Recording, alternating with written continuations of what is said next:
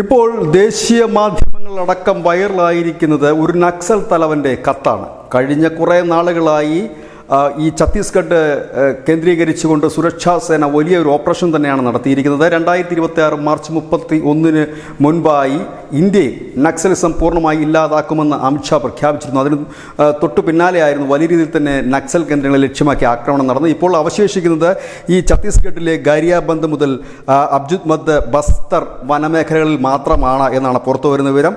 കഴിഞ്ഞ ഒരു വർഷത്തിനിടയിൽ അവിടെ നടന്ന ഏറ്റുമുട്ടലിൽ 300 നക്സലുകളാണ് കൊല്ലപ്പെട്ടത്. അത്രയും തന്നെ പേർ കീഴടങ്ങുകയും പിടികൂടപ്പെടുകയും ചെയ്തിരുന്നു.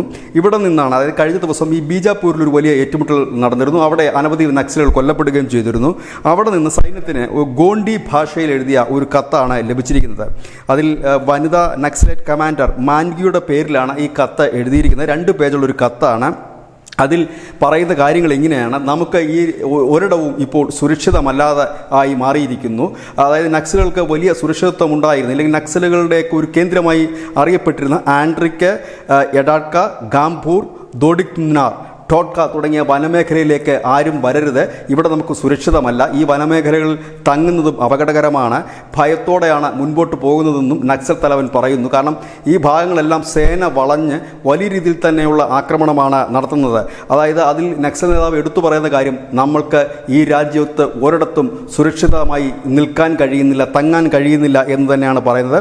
പ്രത്യേകിച്ച് ഈ മേഖലകളിലൊന്നും നമ്മൾ വരരുത് എന്നുകൂടി പറയുന്നു. ഇതിൽ നിന്ന് വ്യക്തമാകുന്ന ഒരു കാര്യം, അവശേഷിക്കുന്ന തുരുത്തുകളിൽ നിന്നും നക്സലുകൾ പലായനം ചെയ്യുന്നു എന്നുള്ളത് തന്നെയാണ്. വലിയ രീതിയിൽ തന്നെ നക്സലുകളെ കൊന്നു തള്ളിക്കൊണ്ടാണ് സേന മുന്നേറുന്നത്. ഏതായാലും 2026 മാർച്ച് 31 വരെ കാത്തിരിക്കേണ്ടി വരില്ല.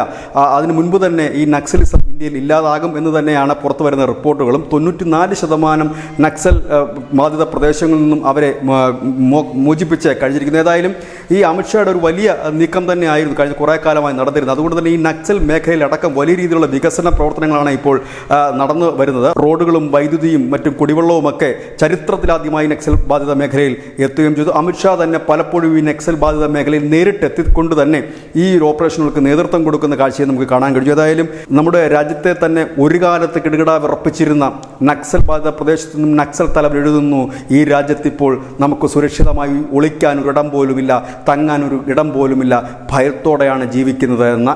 News desk, news India Malayalam.